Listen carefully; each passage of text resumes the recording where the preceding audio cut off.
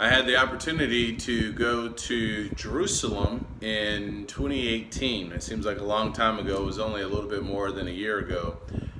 Being able to go to Jerusalem was an amazing experience. It really opened up my eyes to more of what the Bible says and just understanding the geographical locations of places and things like that.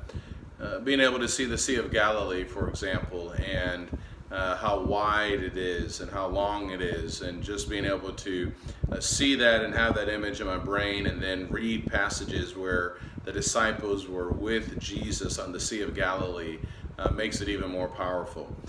Seeing the Temple Mount was something really powerful as well, and even seeing some of the bricks, part of the temple that was destroyed in 70 AD, and where some of those remains are still there, and just seeing how massive these bricks were really stood out to me as well. I'm saying all this because when you look in Luke chapter 21 and verse number 5, the Bible says, "And while some were talking about the temple, that it was adorned with beautiful stones and votive gifts," and the Temple Mount itself is amazing, just how detailed and how close those bricks still are today. It's hard to even try to put a one sheet of paper between them. They were that detailed. And so the Temple Mount itself really is an amazing thing to consider. And so looking at the temple as well, as it says here in verse 5, that it was adorned with beautiful stones and votive gifts, he said, "As for these things which you are looking at, the days will come in which there will not be left one stone upon another, which will not be torn down." What Jesus said and what he would say later on here in Luke chapter 21, it would come to pass. The temple would ultimately be destroyed. We have proof of that even today, that it has been destroyed.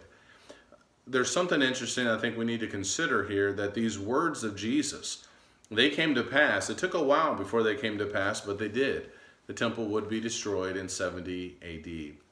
Now think about the other things that Jesus has said in the Gospels. The resurrection, salvation, heaven, hell, all of these things that Jesus talked about, they will also come to pass. The things that he says are true. The promises that he gives us, indeed, my friends, they are true as well. So we need to hold on to these promises. We need to trust them. We need to believe them, because what Jesus says will come to pass. That even included the temple.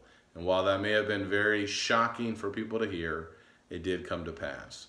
Let's hold on to what Jesus says. Talk to you later. Take care. God bless.